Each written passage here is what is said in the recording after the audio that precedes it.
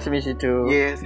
Bolehkah saya tanya some question ke? Boleh. Okey, bagaimana anda merancang untuk menggunakan kemahiran urutan anda pada masa hadapan? Plan saya kalau yang kemahiran ni saya menggunakan untuk saya nak buka satu saya punya terapis ni lah, spa saya sendirilah. Yeah. Sekarang ni saya dah out call nak buka satu saya punya spa sendiri. Okay. Yeah. I terdengar you pun selalu advertise di dalam Facebook and then you sangat busy juga. Yes, betul. Susah booking untuk you juga. Yes, betul. Setiap hari saya ada customer lah. Ya, so saya ada sesi pagi, petang dengan malam lah. Okay. Untuk tahu you punya kontak kan ialah apa? Boleh dapatkan kontak saya dekat Instagram saya, nama Fitri Nazam, dan juga Facebook saya pun nama yang sama, Fitri Nazam. Dan boleh dapatkan kontak WhatsApp saya yang bernombor 017-214-1770. So boleh booking slot dekat situ lah. Okay, fantastic. Apakah kejaya dalam terapi urut yang paling menarik minat anda? Dan mengapa?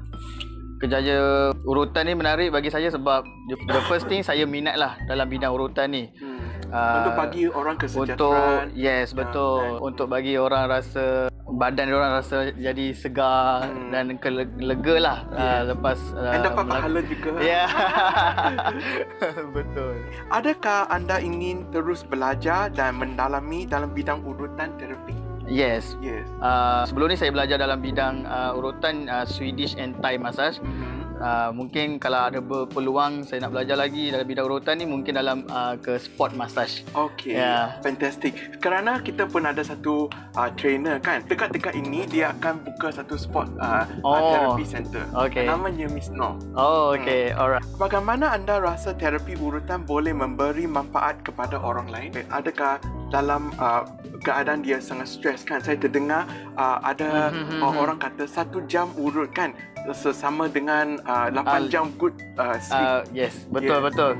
So kalau untuk lepas urut ni kita dapat bagi manfaat kepada orang lain dah, sebab dia rasa bila lepas urut ni dia punya stres dia pun hilang, and then dia punya quality tidur pun semakin bagus, and then dia rasa dia punya mood, and then dia punya kesejahteraan fizikal dia pun begitu bagus lah selepas dia lakukan sesi urutan. Dan juga mental. Yes. Sekarang di bandar banyak orang stres, and then ada depression, anxiety. Stres dengan kerja dan sebagainya lah. Family juga. Yes. Akhir sekali, jika anda mempeluang membuka perniagaan terapi urutan sendiri, bagaimana konsepnya? You mau buat konsep yang Bali ke? Yang ada air ke? Banyak hijau-hijau? Saya punya konsep tu lebih kepada dengan konsep yang macam Bali ni sikit lah. And then konsep dia sangat tenang, and then dia punya warna pun tidak terlalu cerah. Sebab kalau terapis kan tak boleh nak bawa warna cerah sangat. So, kalau warna cerah dia mood dia lain sikit.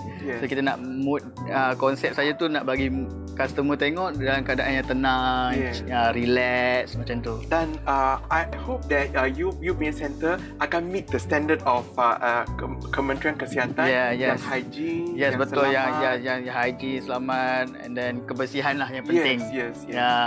Okay, terima kasih untuk interview. Sama-sama. Terima kasih juga. Terima kasih. Okay.